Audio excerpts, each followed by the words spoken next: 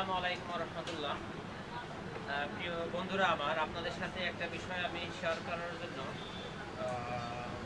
জন্য মূলত এই ভিডিওটি আমি আপলোড করছি। তো আশা করি আপনারা সবাই উপকৃত হবেন, এটাই আমি আশা রাখি। তো যে বিষয়টি আমি আপনাদের সাথে শেয়ার করব এটি অতি গুরুত্বপূর্ণ, খুব ইম্পর্টেন্ট। এটা হচ্ছে আমরা সাধারণত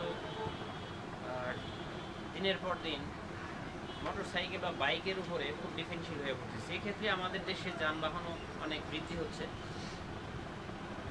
তো আমরা অনেক সময় যে জিনিসটা করতে গিয়ে দ্বিধার সম্মুখীন হই, সেটা হচ্ছে আমাদের মোটরসাইকেলে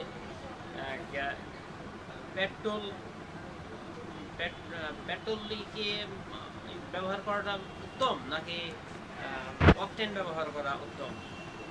তো এই ক্ষেত্রে অনেকে কি করেন, পেট্রোল এবং অকটেন সংমিশ্রণে লোড করে থাকে। তো প্রথমে জানা যাক যে পেট্রোলের মধ্যে যে RON এটা কত ভাগ থাকে।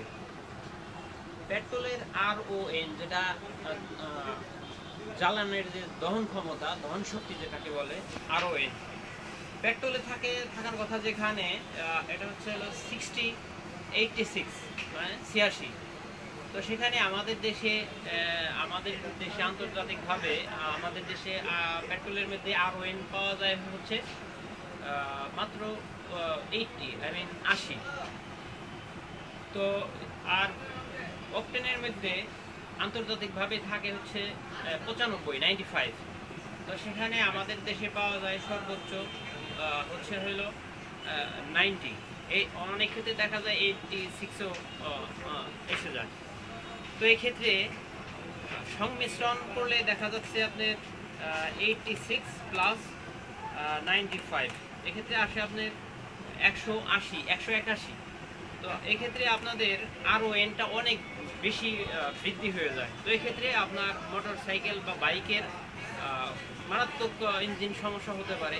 তো অবশ্যই এটা কোনো মতে উচিত হবে না। অ্যান্ড সেকেন্ডলি হচ্ছে, এখন আপনি তাহলে অকটেন নাকি পেট্রোল কোনটা ব্যবহার করবেন।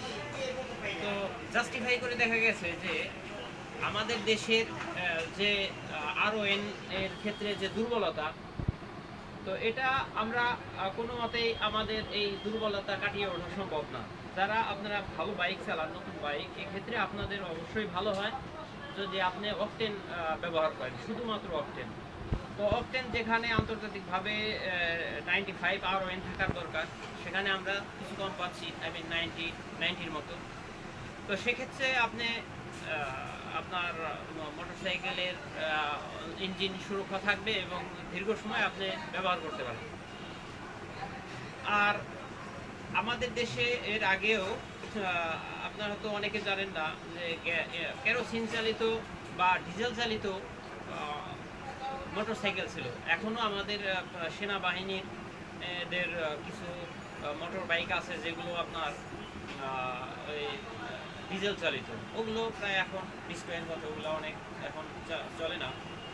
তো এই ক্ষেত্রে আপনারা আশা করি অকটেন ব্যবহার করে আপনার বাইক এবং আপনার চলার গতি এবং আপনি নিজে সুস্থ এবং ভালো থাকবেন, এই প্রত্যাশায় আপনাদের কাছে আমার এই ভিডিওটি আপলোড করা। তো এখন সর্বোপরি কথা হচ্ছে, আপনার যদি ভিডিওটি ভালো লেগে থাকে এবং যদি গুরুত্ব মনে হয়, তাহলে আপনার পাশের বন্ধু এবং সবাই বন্ধুবান্ধব বা ভাই ব্রাদার সবার জন্যই ভিডিওটি সাবস্ক্রাইব করবেন এবং শেয়ার করবেন, যাতে সবাই উপকৃত হয়। ধন্যবাদ সবাইকে। আসসালামু আলাইকুম।